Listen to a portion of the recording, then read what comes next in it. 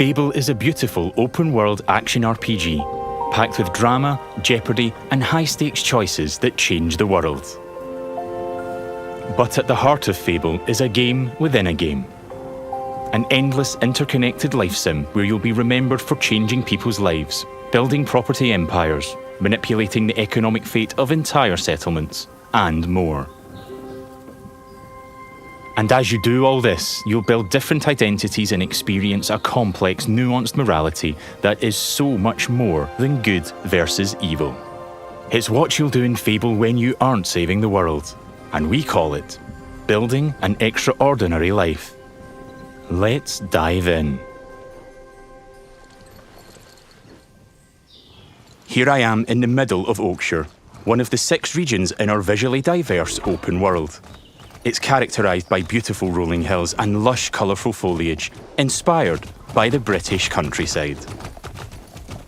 There are settlements of different sizes throughout the world, each with their own population, traits and landmarks. Albion is full of variety.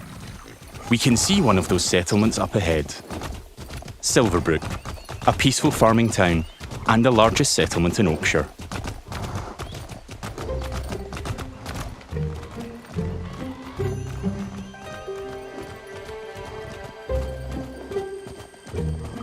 Silverbrook is all about farming, so it has an almost unhealthy obsession with vegetables, which can be seen in every detail of the environment. It's in how the villagers have decorated their houses, their shops, and their streets. It's even in how they dress their scarecrows.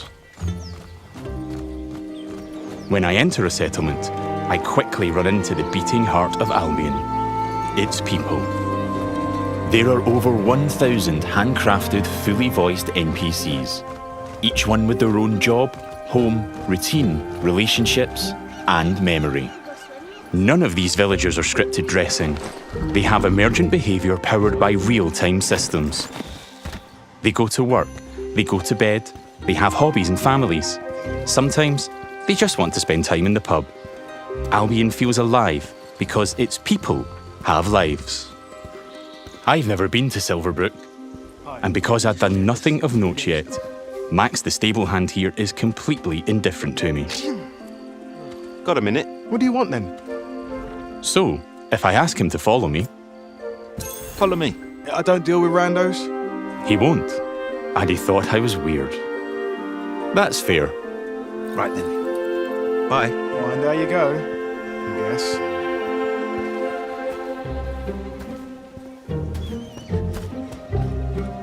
In the story, I'm here investigating if there's a connection between Isabel, the powerful red-cloaked hero I'm pursuing, and the strange magical incidents being reported in Silverbrook. Is that a hero? Right. I've heard something about giant vegetables and a hero called Arden, who lives nearby. Maybe they could help me find Isabel. And it seems there's a bit of a commotion in the town square. Let's see what's going on. Someone needs to tell this little brat what's what. Oh, hero, can you do me a favour and get this bloody kid away from me? No! I won't let you kill Colin! Hero! You have to stop him! Look, kid, I'm a butcher, and Colin's just a pig. Do I need to spell it out? But I'm not like all the other pigs, am I, John? Oh, Look, I am not having this conversation with you again, Colin. Did I just understand that pig? Oh, yeah, the novelty wears off after a bit, trust me. Colin's special! Please. We can eat something else at this little travel feast. Well done. People are expecting a hog roast, kid, and I've been preparing this pig for ages. But I've only just learned to communicate. Who knows what else I could achieve? I've got potential, hero. Don't let me end up on a spit. Please. Well, this certainly qualifies as a magical incident. What you're seeing here is not a cinematic. It's just one of the hundreds of story conversations in our game. We have over 2 hours of high-quality, performance-captured cinematics, just like the ones you've seen in our trailers. But in these conversations, you'll make hundreds of branching dialogue choices that change what happens and how people feel about you. It's important to note that every choice has a consequence. It's up to me if Colin lives or dies, and I think he should live. I mean, come on, he's a talking pig. Let the pig live. Yes!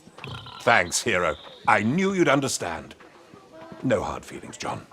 You don't make the decisions here. This is my pig, bought and paid for. I can see his point, so I'm going to pay the butcher. What's the pig worth to you? I'll cover it. Oh, it's not just a pig. It's provisions, labour, faff. We're talking thousands. 2,000 gold. That seems pretty steep. All right, Colin's worth it. Here. This should cover your expenses. Fine. Those rumours about Dave's veg better be true. Feast going vegan this year. Hero, you saved Colin. Mum gave me these, but I think you deserve them more. Thanks. Maybe you could help me back. The guild sent me. There's been reports of strange things happening around here. Like what? Who's in charge around here? And where's Arden, the hero? Arden doesn't really come around here anymore. You should try the sheriff. His office is nearby. Come on, Colin. Let's go. I've spared Colin's life. I've also gained reputations as virtuous and shrewd. In Fable, every action generates local reputation. You'll eventually be known for the reputations you build, and everyone will judge you on their own moral terms, often directly. And this is at the centre of our complex, nuanced take on morality, evolving beyond just right and wrong. It reflects real life, where morality is multifaceted and subjective. One person's good is another person's evil. Even being merciful will divide opinion. Let's chat to some other folks and see what they think about me. Hello there. Hey, you're that hero. This is Jack the Beggar. He's a commoner who's unemployed right now, which is a shame, given he's a hard-working sort of person. On the right is how he feels about me. Jack likes my virtuous reputation and thinks I'm principled. Other NPCs might feel differently about my choices, because each has their own moral view on the choices you make. There are lots of ways to interact with NPCs. I'm going to give some gold to Jack, because he seems nice, and he's a bit down on his luck. For you. I hope it helps. Oh, this is going straight in my pocket. Cheers. He was grateful for that, and he felt I was being kind. Let's give him a bit more. Here. Don't spend it all at once. This takes the edge off. Thank you. That made an impact. I've gained a reputation for being kind, and I'm known for it across Silverbrook. Everything you do has a consequence. Let's leave Jack. So long. You're like a breath of fresh air, you know? I do like Jack, though. Maybe I should buy him a gift. There are lots of shops with different stock across Albion. Let's go to the general store across the street to see what they have. Every business has NPCs working in them as part of their daily life. Just like Megan here. This is some quality stuff. Welcome, hero. What can I do for you? Doing my deal to save Colin gave me a shrewd reputation, and Megan here is a fan. She's an ambitious commoner, and she thinks I'm savvy because of my earlier deal-making. Every NPC has unique characteristics driving who they are and what they think of you. You know what? Forget Jack. He's dead to me. I'm going to try flirting with Megan. Phew. Is it hot around here, or is it just you? Well, aren't you confident? Between you and me, I've always wanted to swoon. That went well. Megan thinks I'm charming and flirty, and I've started to build a reputation for it in Silverbrook. Let's ask her out on a date. Do you want to grab a drink or something? Would you believe you're almost what I'm looking for? Clearly she's interested, but I'm not worthy of her time just yet. She wants to date an entrepreneur who owns their own home and only wears fancy clothes. They're high standards. She is ambitious after all. All right, I'm invested in taking Megan on a date. Let's go. I'll be back, I'm sure. You have a smashing day. First, I'll need to buy a business to get a reputation as an entrepreneur. In Fable, I can literally buy any business. I could buy that bakery across the street, or around the corner, I could buy one of the stalls. But you know what? I think I like the pub, the Silver Trough. It's simple to buy a property. Interact with the deed outside the front door to see income, price, and the number of people employed there. To be honest, I've always wanted to own a pub, so let's buy it. Maybe this is the start of my business empire. I'm a proud new pub owner. Now I can set prices and wages, and I can manage the staff. Every villager performs differently. Here, Susan the bartender is great with customers because she's caring. And that's giving my pub an income boost of 10%. Thanks, Susan. The pub's understaffed though. As the new owner, I should probably sort that out. And guess what? I know just the hard-working fellow. Let's go back to Jack the beggar. They're so pure.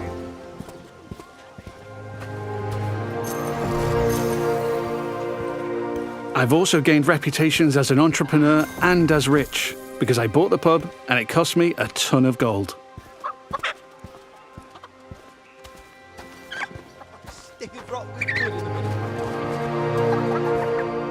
Jack, you're no longer dead to me.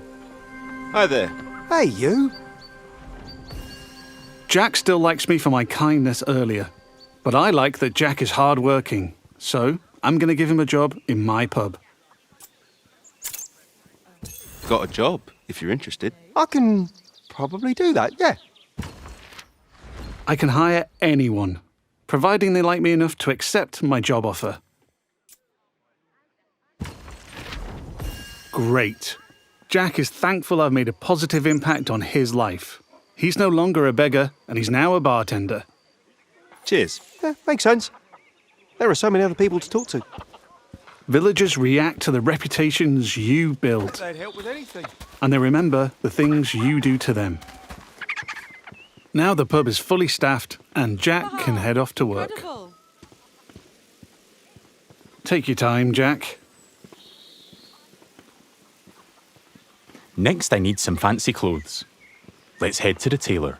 What a cheeky charmer. There are lots of places I can update my look. Tailors, hairdressers, tattooists. And every settlement has different options available. There are rare outfits to discover in the more dangerous parts of Albion too. There are tons of options to create a unique look for your hero.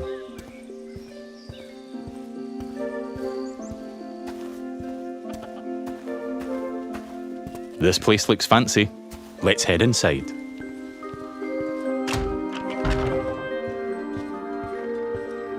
This is the tailor, Rhiannon.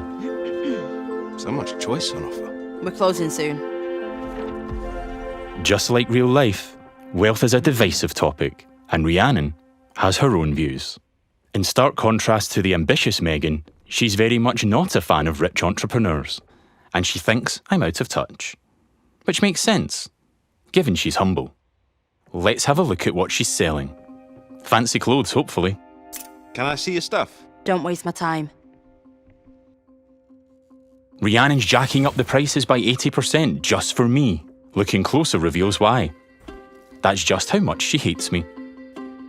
This is just one example of where your choices ripple through all the interconnected systems. And here I've got her character customizer. I'm free at any time to find a wardrobe and change a bunch of different things about myself. I can change my skin tone, body, head, hair, and lots more. In the tailor, I can only buy clothes, But there's over 120 different shops in Albion, each with their own stock and items to buy. Let's finish my outfit with some fancy shoes.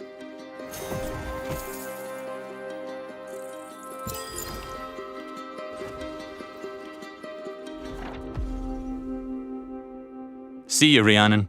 Take care. Yeah, alright. We don't get on, but it's been a pleasure. Now I'm really looking the part. Let's check on my relationship with Megan. At any time, I can dip into property and people screens to track my loved ones, of which there could be many, because I can have relationships with everyone in Albion if I like. It would just take a while. While I'm here, I can see the reputation cloud on the right.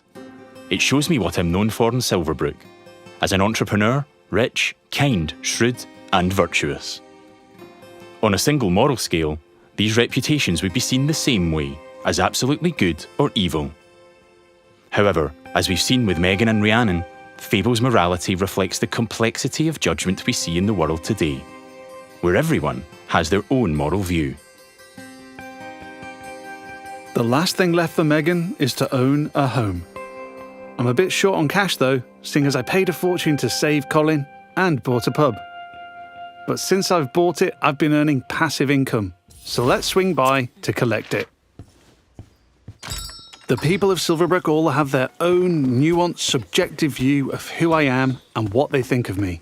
But if I don't like my reputations in Silverbrook, I can pay the town crier to change them. I give them gold, a lot of gold, and they spread a new reputation for me. If you're rich enough, you can change what people think of you. Here I am at the Silver Trough, now under new management. Let's head inside and check in on our employees. There's Susan, my star bartender from earlier. Well, aren't you a do-gooder? Hey, you. Working hard? Just who I wanted to see. You. Oh, she fancies me because she thinks I'm compassionate. Sorry, Susan. I only have eyes for Megan. Keep at it. You and me, boss. You and me. Hey. And there's Jack. Let's say hi. How's it going? Just working. You know me. I knew you'd work out, Jack. He is a hard-working commoner after all. Keep up the good work. Farewell. See you, boss. Things seem to be ticking over in here, so I'll head downstairs to the income chest to collect my profits. Looking good. There's an income chest in every business I own and every property I live in. It means I don't have to go to each individual place, and I can collect all my income from any of them.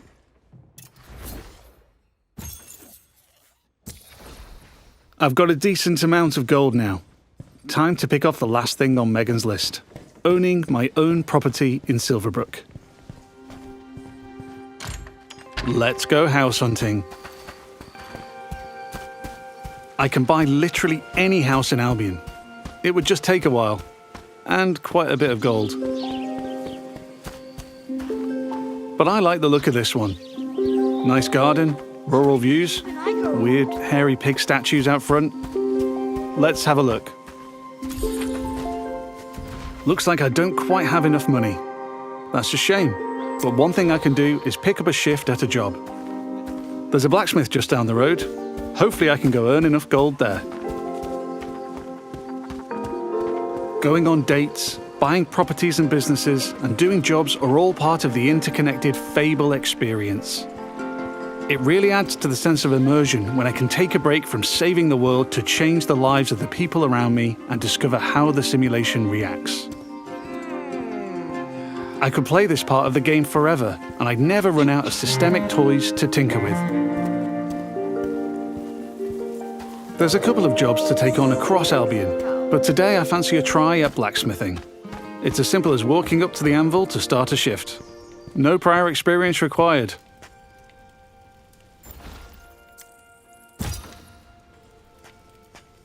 In the interest of time, we've reduced the time limit here, but regardless, it's a classic case of risk versus reward.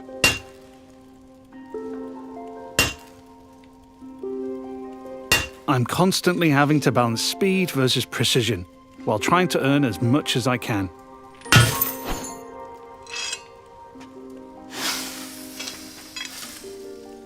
I need to hit all the hotspots to complete an item, but if I manage a perfect hit, just like that, I earn a multiplier on my gold.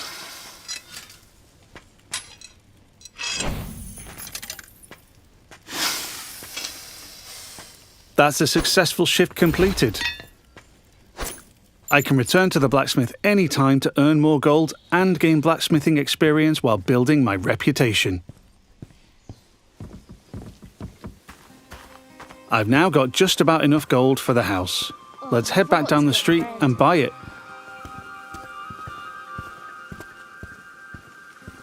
There are guards stationed in every settlement.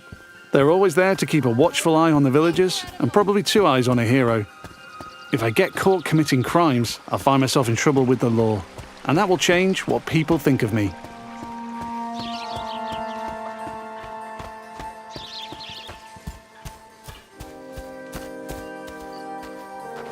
We're back. Let's buy the house.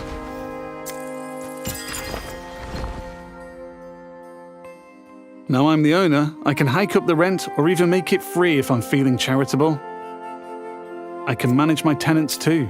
I can let them stay and keep collecting the rental income, but I want to move in myself, which gives me the choice to just chuck them out on the street or be nice and give them a bit of gold to leave. And if I chuck them out, that would cause me to be known as heartless. And I'm trying to be nice right now in case I ruin things with Megan.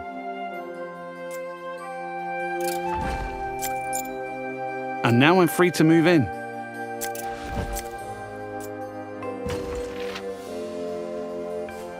Let's look around.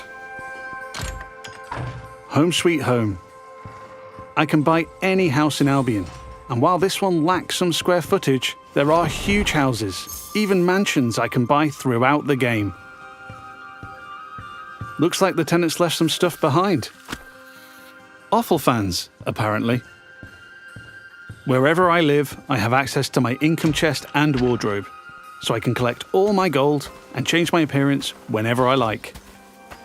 That was the last thing on Megan's list. Let's head back to the general store. Fable has a dynamic time of day that changes what people are doing throughout their routine. It's still the afternoon, so hopefully Megan is still working. If I'm too late, she'll be back home in bed. And there's my new pub with some customers in the beer garden.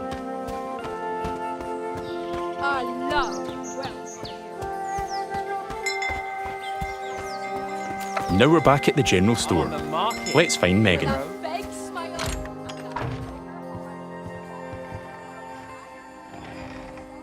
Just the person I wanted to see. Still interested? I've ticked off all Megan's dating goals, so now my chances of romance are much improved. Let's ask her on a date again. How about a date? A date? Oh, I'm chuffed to bits. I can offer a gift to increase my chances of a date being a good one. As tempting as my new offal is, I'm going to give Megan flowers instead. I think she'll like them more.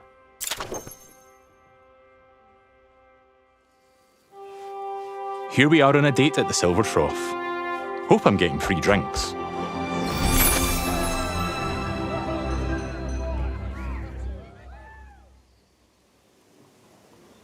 Looks like it went well. That was quite the date, hero.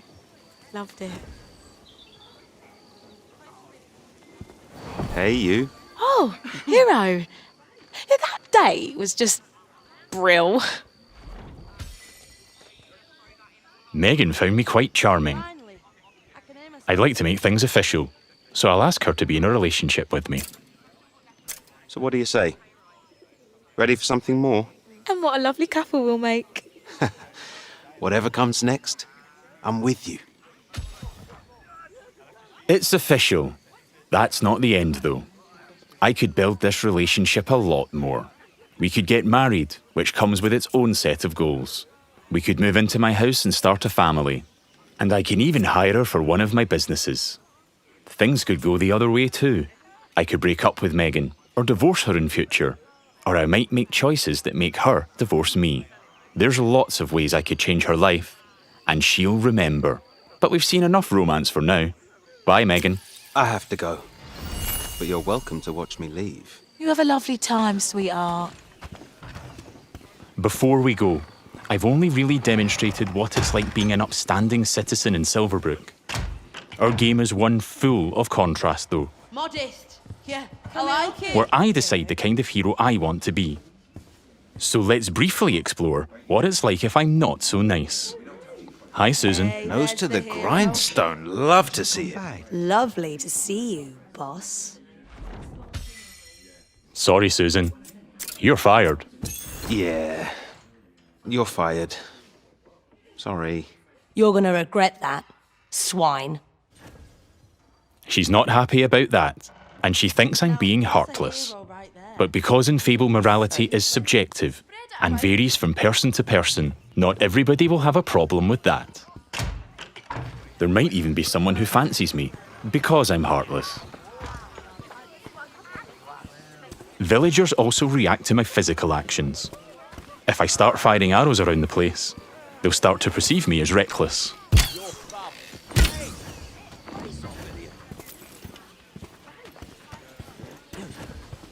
I can even take pot shots at the locals if I want.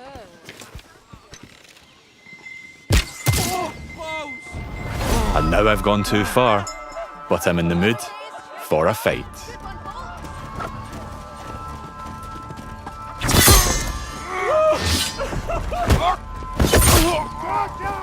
In Fable, you can express yourself with your own combat style, combining strength, skill, and will in style-weaving combat. You choose the weapons, skills, and abilities you want to use and blend them seamlessly together.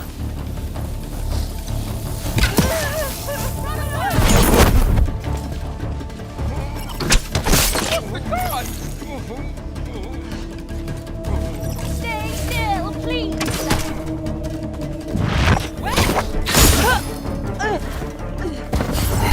Do I kill them all?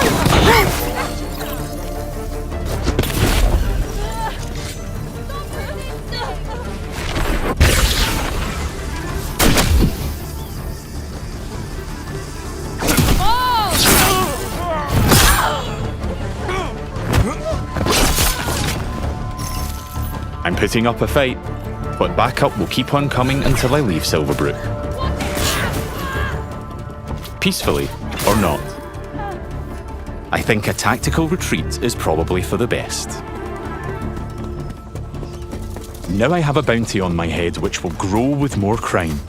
I can immediately pay it or pay a reduced fine if I spend long enough out of town. My reputations don't disappear with my bounty though. Once I'm known as a killer and a criminal, it'll stick with me until I put in the work to change what people think. Or until I've made an expensive visit to the town crier. Because the people in Albion remember what you do.